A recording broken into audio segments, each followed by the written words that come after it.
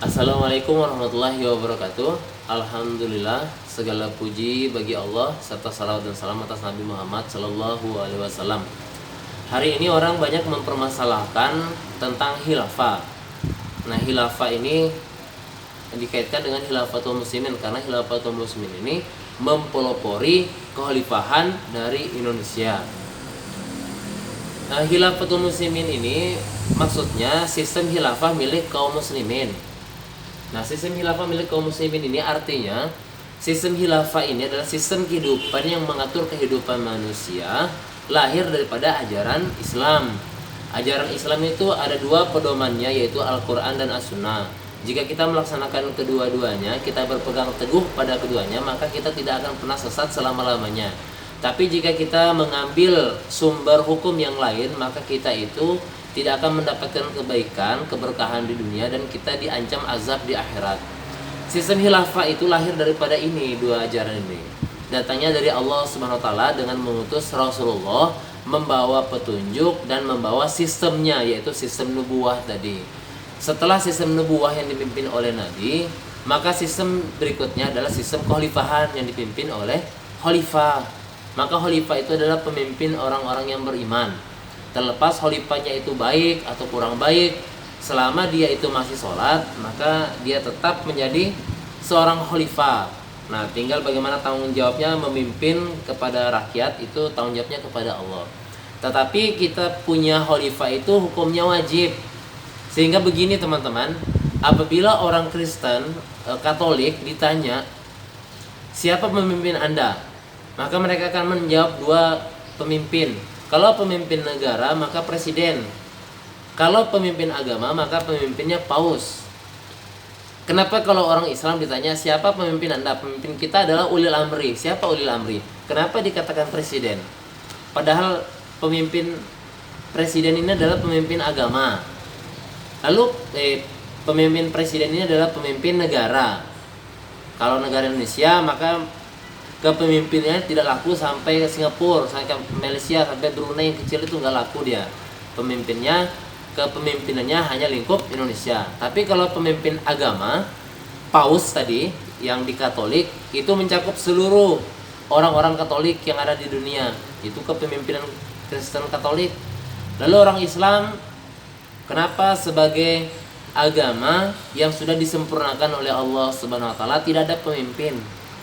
Kenapa kita bikin kelompok-kelompok sendiri gitu, kemudian dengan memberikan nama-nama sendiri, mengarang-arang sendiri, kemudian bergerak sebagai organisasi mengatasnamakan Islam, tetapi bukan membangun sistem Islamnya.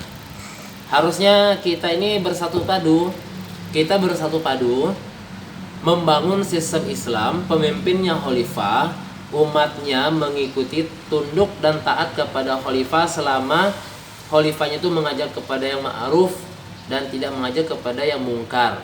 Kemudian melaksanakan ajaran din kita masing-masing. Kenapa saya katakan masing-masing? Karena sistem khilafah ini di dalam kekhalifahan Islam, khilafatul muslimin, kewargaannya itu yang bergabung itu muslim dan non muslim.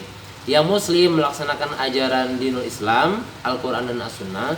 Yang non muslim dia kembali kepada ajaran mereka, diberikan secara bebas.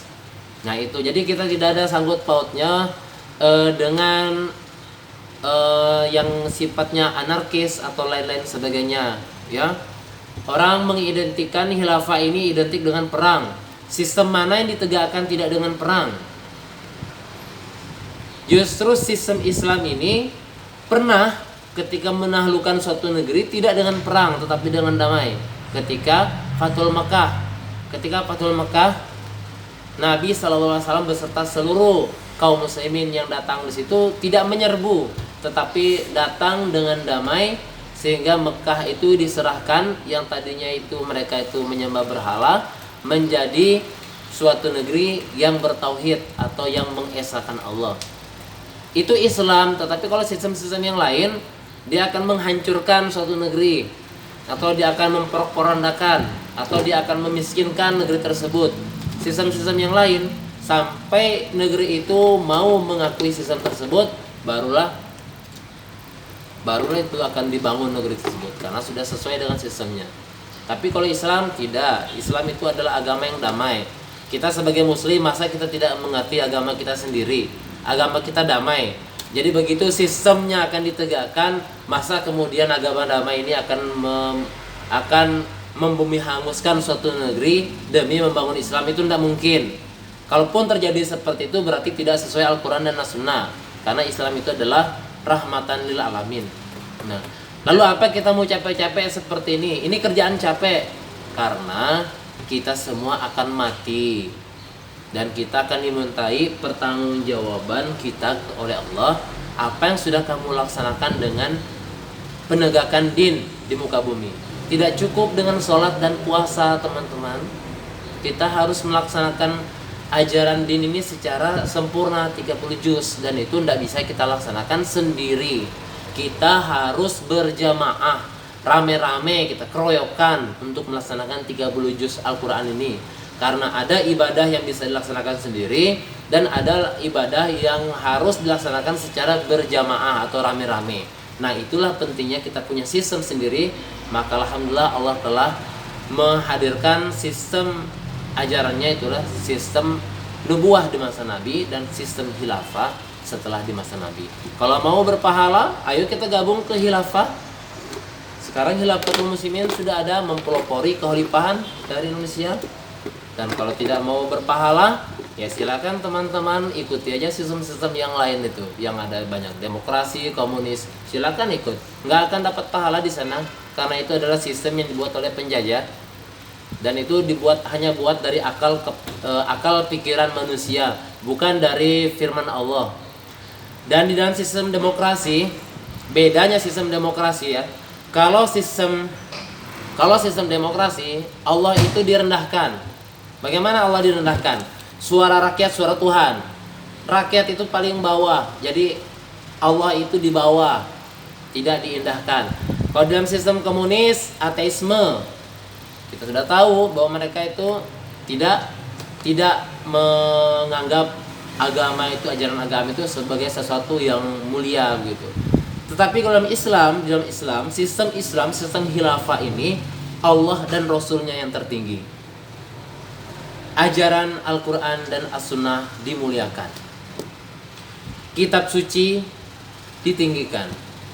Dan setiap agama-agama di luar daripada Islam bebas melaksanakan ajarannya masing-masing tanpa ada intervensi. Seperti itulah sistem kekhalifahan, itulah Khilafatul Muslimin yang sedang kita perjuangkan. Mudah-mudahan sahabat-sahabat semua yang di luar sana bisa memahaminya. Apabila ada tutur kata yang salah, mohon dimaafkan. Wassalamualaikum warahmatullahi wabarakatuh.